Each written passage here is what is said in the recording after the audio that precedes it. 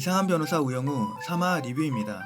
이번 화를 보고 나서 마음이 뭉클해지면서 많은 생각을 하게 되었습니다. 비록 드라마이지만 우영우를 바라보는 편견의 시선이 꼭 남일 같지만은 않았습니다. 물론 저는 우영우처럼 자폐 스펙트럼 장애가 있거나 그 외 다른 장애가 있지는 않습니다. 하지만 나이를 먹으면서 점점 드는 생각 중에 하나는 살 가치가 있는 사람과 살 가치가 없는 사람이 따로 있지는 않다는 것입니다. 더 뛰어난 능력을 가진 사람도 있고 조금 부족한 능력을 가진 사람도 있지만 생명의 가치는 같다는 생각을 합니다.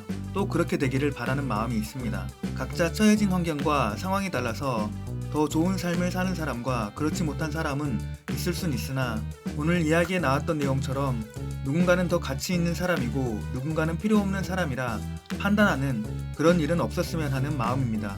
오늘 우영우가 맡게 된 사건은 만취 상태에서 자살을 시도하던 형을 말리던 자폐 스펙트럼 장애가 있는 동생의 사건입니다.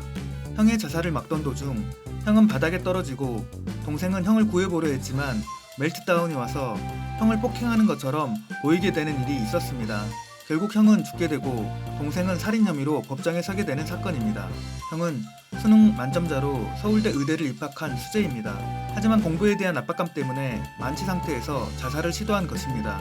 이것을 보고 막으려 했던 동생은 자폐 스펙트럼 장애가 있어 자신이 했던 일에 대해 제대로 설명하지 못합니다.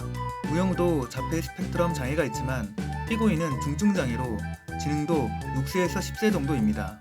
우영우와 정명숙 변호사 그리고 최수연 변호사의 노력으로 피고인의 마음을 열어 형이 자살을 시도하다 생긴 사고임을 알게 됩니다.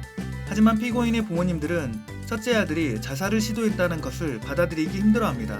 그냥 자폐증에 있는 동생에 의해 죽은 것으로 마무리하되 동생은 자폐로 인해 심신미약으로 사건이 마무리되기를 바라게 됩니다. 뉴스에도 자폐인 동생이 형을 죽인 것으로 나오게 됩니다. 그리고 뉴스 댓글에 자폐인을 비난하는 글과 의대생이 죽고 자폐인이 살면 국가적 손실이라는 등의 비난의 글들이 달리게 됩니다. 우영우도 자신이 자폐인이기에 세상에서 자폐인을 바라보는 시각에 마음의 상처를 받습니다.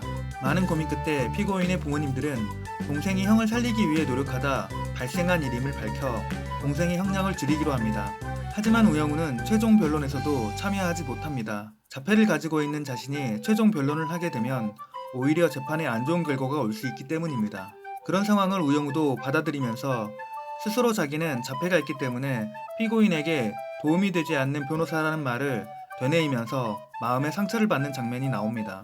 사건은 마무리되고 결국 우영우는 사직서를 쓰고 한바다에서 나오게 되면서 3화는 마무리됩니다. 우영우는 자신의 자폐를 극복하기 위해 노력을 하였지만 세상은 우영우를 받아들이는 게 쉽지가 않습니다. 자폐라는 편견 때문에 우영우를 일반 변호사처럼 받아들이기 힘든 것 같습니다. 우영우는 일반적인 자폐인들에 비하면 상당히 경증이면서 서번트 증후군이기 때문에 천재적 기억력으로 변호사까지 되었지만 세상이 우영우를 바라보는 편견이 결국 우영우가 사직서를 쓰게 만들었습니다. 많은 사람들이 이상한 변호사 우영우를 보면서 마음의 위안을 받고 있을 겁니다. 그런데 또 많은 사람들이 우영우 같은 자폐인들을 보면서 냉담하게 반응합니다. 그래서 이 드라마는 사람을 돌아보고 더 나은 방향으로 살아가는 것이 무엇인지 돌아보게 합니다. 우영우가 현재의 어려움을 어떻게 극복해 나갈지 앞으로의 이야기들을 통해 지켜보아야 할 것 같습니다. 지금까지 이상한 변호사 우영우 3화 리뷰였습니다. 따뜻한 마음으로 구독과 좋아요 부탁드립니다. 해피해성이었습니다.